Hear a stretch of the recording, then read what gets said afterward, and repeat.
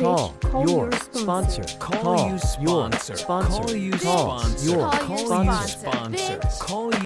Bitch, call your sponsor. Call My unsolicited advice is yes, you need to start practicing this.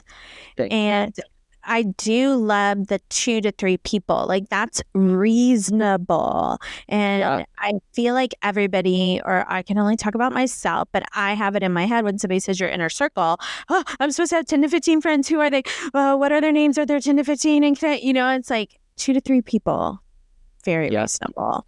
And what I've had in the past is like one girlfriend that we get super enmeshed and codependent with, and then at some point something happens and one of us bails, and it gets me in the fetal position, naked on the floor, chewing my left arm off, and so I like 2 to 3 people. One person, and I'm talking, it was like talk 2 to 3 to 5 times a day, each of these long-term, I can think of 3 girlfriend relationships, where it was every day and every single thing we checked in for. And ultimately it becomes too much for one or the other person, where it's just like, someone inevitably is depending upon the other too much. And this is just my experience, strength, and hope. So again, I love the 2 to 3 people. That spreads it out a little bit, gives some counterbalance to it. Yeah. I mean, growing up, I definitely had a best friend. We would, talk. There wasn't cell phones back then. We would literally, there was cordless phones. Remember when they were introduced to the world? Yeah. Attached to a wire. So there were cordless phones. I could have a cigarette in the garage or outside and talk to my bestie. It was really one person, that I had growing up. And then there were cousins who were close, some of them, but not, and then I guess as I've grown, it's been, and also moving and stuff. And yes, I have really close friends. However, it's like, I think what's happened is when I look at my friends circle, when I was out there using, there were 4 to 5 of us. We were attached to each other's hip, and then I got sober. 2 are not, alcoholics. The other one got sober and one's still out there, but now one has a family. The other one lives in Europe. It's like, I think people just grow, it's like the natural progression. And I guess for me, it's like those positions haven't been filled. Because I've just been in my own little bubble. Right. Well, and this is so good. I'm so glad we're talking about this, because I'm experiencing where I noticed that. And so I wanted to be vulnerable and reach out to more people. And what happened to me most recently is it's not quid pro quo in all the new relationships I've reached out to. And so I push myself to be vulnerable and start calling, once a week, a certain friend, and we have great calls, and it goes amazing. And then I'm not getting the check-ins on me. And I realized, to your point earlier, I checked in because I was like, oh, I need to call her. And I was like, wait, I'm doing the reach outs. I don't want to keep doing the reach outs. For my safety and for my inner child, I need someone reaching out to me as well. I can't keep being the one that puts themselves out there. And I know the people, I won't say that. There's most of them I know love me and care about me and want to hear from me, but I can't keep doing the work. And then I have, I would say, 4 to 5 friends where it's quid pro quo, where I reach out, we have the 8 minutes for each other.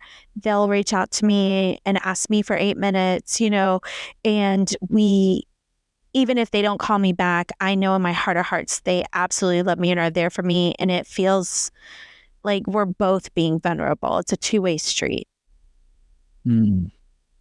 It's very interesting because through the lens of ACA, like I have had more experience abandoning myself and not being able to not showing up for myself, period.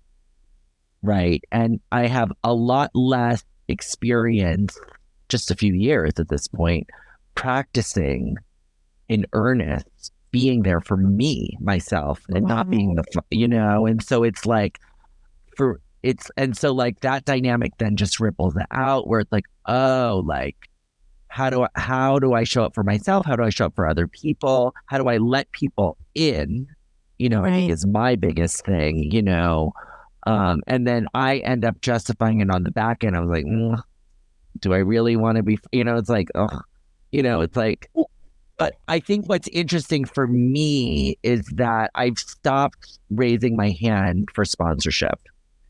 And it's, whatever's happening with the current ones or not, or whatever, like that's just, it's unfolding, and I am excited to see what the space, with me actively being conscious about, reaching out and doing more fellowship, like quality, where it's not just with the whole group. It's just with like one or two, intentional, Right. I'm kind of excited to see how it unfolds. I definitely have a lot of old ideas is what I'm noticing around who are these people.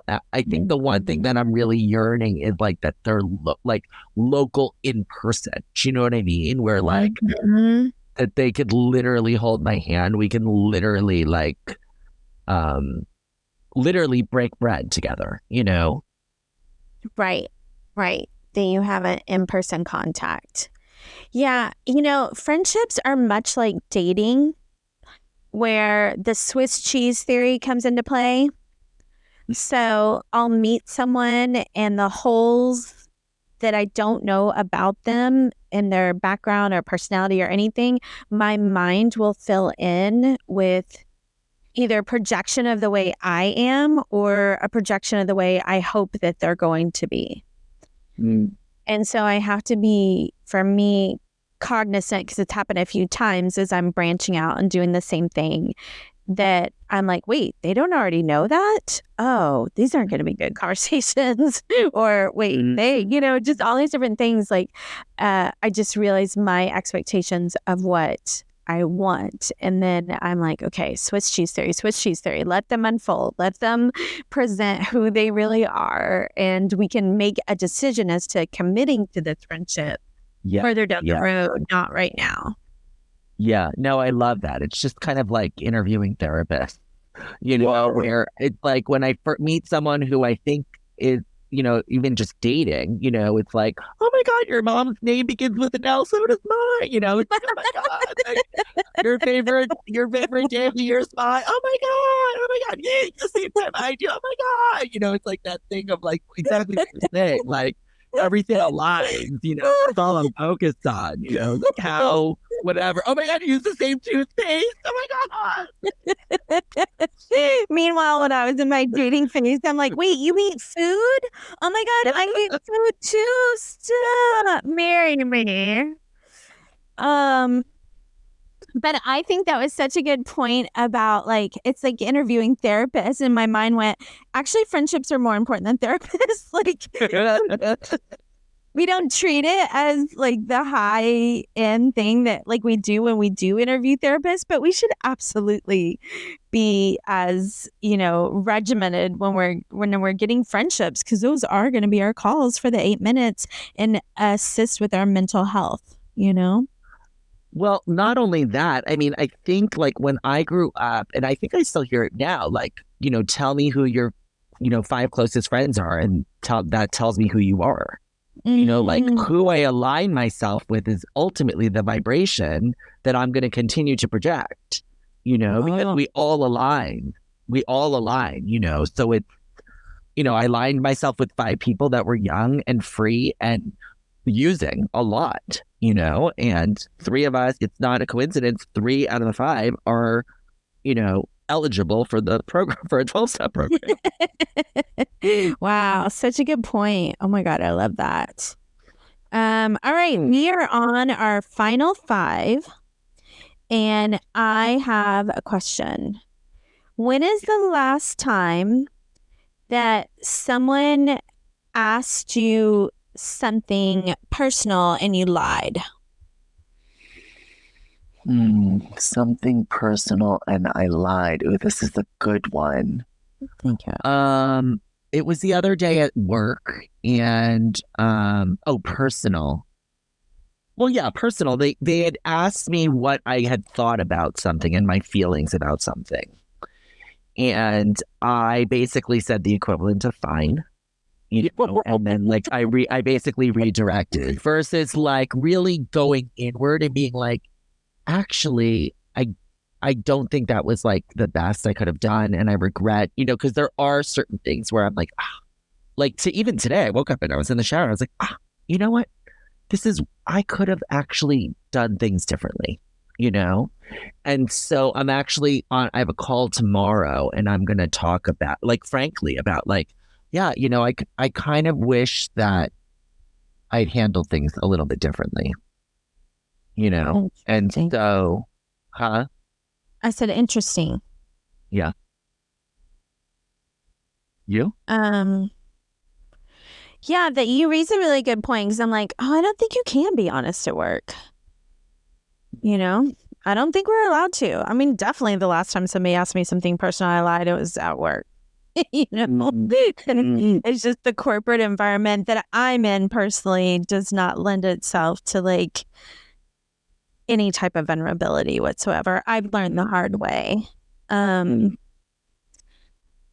But as far as when's the last time somebody asked me something personal and I lied, I think it's been about like, what are my plans or what am I doing? And I've lied where I've either tried to appear like I'm more social butterfly than what I am, because I like my Saturday nights at home.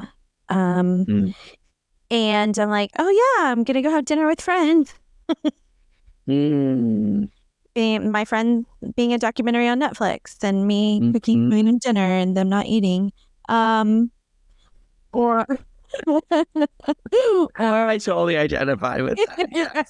100. Or like, if I have plans and I don't want to hurt somebody's feelings because I'm like, oh, they should have been invited to these, So yeah, now it's usually, I realize like there is a little bit of self-preservation, but a lot of my white lies are that I'm trying to take care of that. I'm being nicer, which for me is better. That's on my road, and protecting the other person's feelings. So love that. I totally identify with the former of like, yeah, I'm having. We like being home. We like being home. Well, isn't that beautiful in sobriety? Like, we actually love like where we live and all of the things, and we don't need to escape our lives. Yeah, it's a come full circle for me. Oh, and shout out to one of our listeners who got me in the human design rabbit hole. Thanks a lot. No, I'm down this rabbit hole and have an app and everything. Anyways, it says that I'm a 6-2 and that 2s like their alone time, but they also, the 6 means I want to be social. And so it gets confusing for me about having alone time, but that's where I recharge. So extrovert, introvert, basically. What is the name? What is the, is it like a generator? Is there a name to it for the human design, the type? It's called oh yeah. It for you, yeah. It said generator, I think, but then it said role model hermit. And I thought it was my role model is a hermit. And they were like, and then when I started listening to like podcasts and stuff on it, they were like, no, you are a role model, but you also have to be a hermit to have the energy for the role model. Yeah. Because mine is a manifesting generator, which I don't know. I mean, part of me thinks I need to retake it, but it's based on your birthday, so it's not like it changes. I want to see. Retake. I gotta retake. I gotta retake. And that's not how I see it. That's hilarious. I think manifestor generators, that's like a 19% niche or something, or 8%. I don't know. It's really small with that one. Maybe we should do an episode on assessments, because this is one that I haven't really delved deep into, but there's a zillion, different. It's like an inventory, essentially, of some sort. It's an awareness exercise. Yeah, stay tuned. More to come on human design, and shout out to one of our favorite listeners getting that in there. And yay! Thanks so much, y'all bitches. Y'all call your sponsor. Call you sponsor.